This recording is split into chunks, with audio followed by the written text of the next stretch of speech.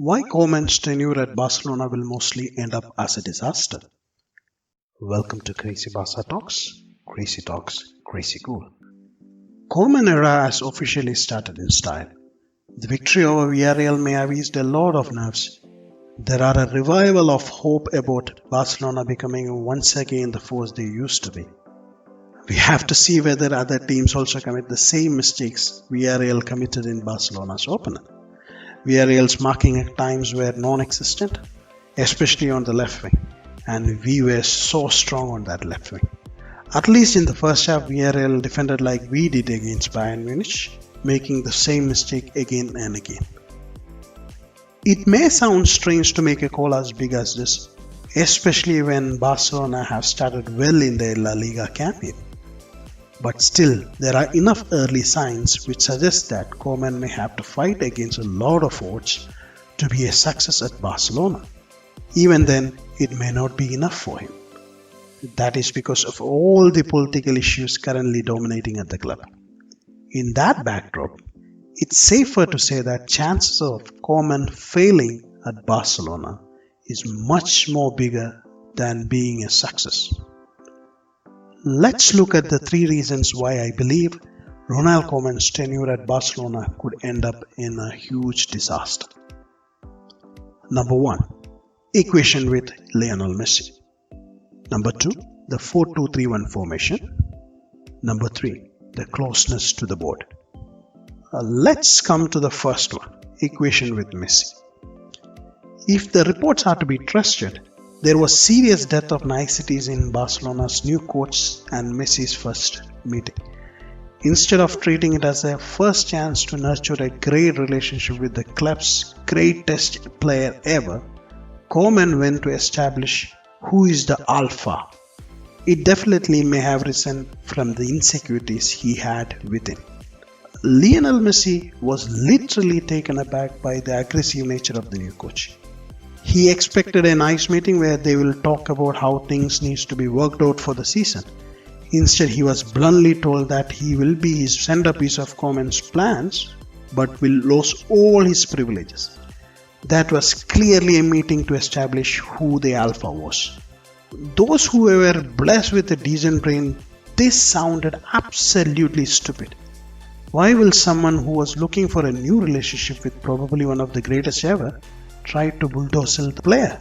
It never made any sense. It felt as he was doing the board's bidding and wanted to pin everything which has went wrong so far in Bartomeu's rule on Lionel Messi.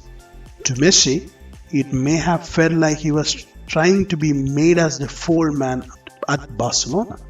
Remember, this team was held up by Lionel Messi's heroics for the last few seasons.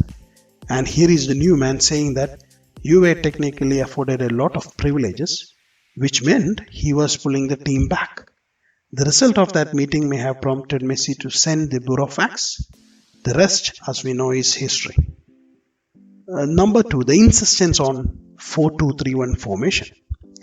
By now, everyone knows that the formation Koeman will be using at Barcelona, he will be 4-2-3-1 formation. If the preseason matches are anything to go by, then the 4-2-3-1 will be religiously enforced.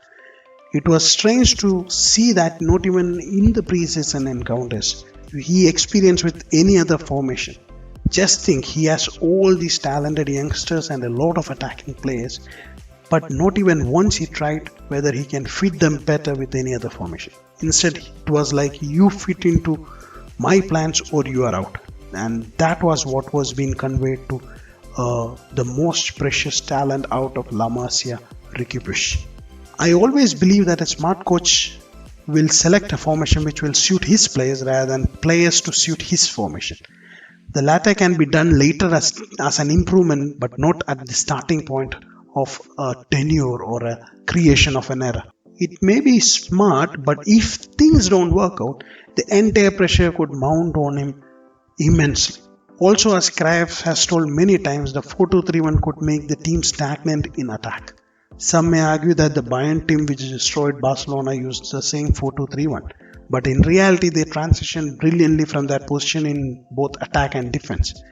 A team which is trying to gel in a new formation will rarely make those transitions. That makes it very difficult for Barcelona to be a very balanced attack in 4-2-3-1 formation. The third and the most importantly, Koeman may be seen as a boardsman. Remember, the battle between the board and Messi is still in his infancy. Upset with the way board has handled the Soros exit to Atletico Madrid, Messi once again unleashed his wrath on the board with an Instagram post. It appears he is not holding back anymore when it comes to taking on the board. It's strange that he receives more support from his old teammates than his current teammates. The current teammates are looking for their career, maybe their best retirement packages. It was strange that none of his current teammates never spoke about the events of the summer. Not in support, not against him.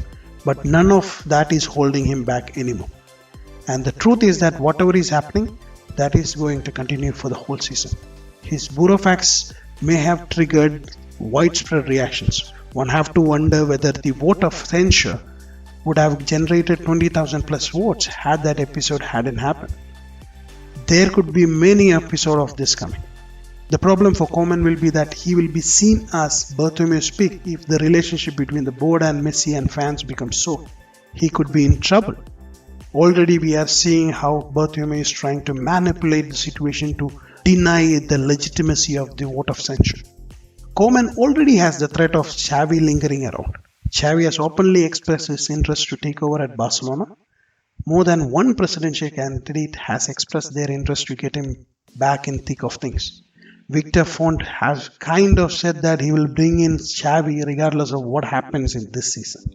He may have backtracked from that, but anything less than a double could see Koeman being replaced in the summer. Bartomeu and company are not yet done taking controversial decisions. With the vote of censure process moving further, there will be more confrontation between fans and this board.